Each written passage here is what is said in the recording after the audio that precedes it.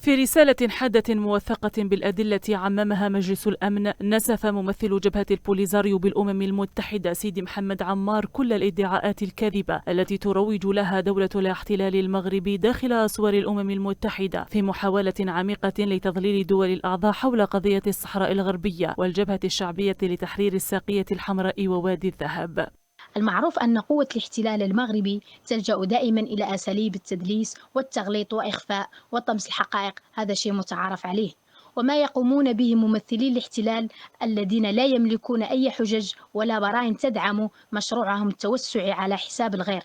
فحوى الرسالة أثبتت أن اتفاقية مدريد لاغية وباطلة ولم تنقل السيادة على الإقليم لأي طرف ثالث، وأن الصحراء الغربية بحسب الأمم المتحدة تظل إقليما خاضعا لعملية تصفية الاستعمار، وأن المغرب هو قوة احتلال في الصحراء الغربية.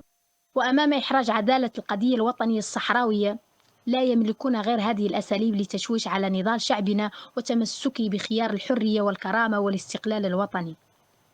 القضية الوطنية الصحراوية مسجلة في الأمم المتحدة كقضية تصفية الاستعمار، وأحكام المحاكم الدولية واضحة، وكذلك قرارات الأمم المتحدة ذات الصلة، والشعب الصحراوي لا تزيده المعاناة والقهر والحرمان غير صلابة في الموقف. في الوقت الذي تحاول فيه المغرب فرض الأمر الواقع وإضفاء الشرعية على احتلالها للإقليم، يؤطر الدبلوماسيون الصحراويون في أعلى المنابر الدولية القضية الصحراوية في بعديها القانوني والسياسي كمسألة تصفية استعمار لا يمكن حلها إلا عن طريق ممارسة الشعب الصحراوي لحقه غير القابل للتصرف وغير القابل للمساومة وغير القابل للتقادم في تقرير المصير والاستقلال.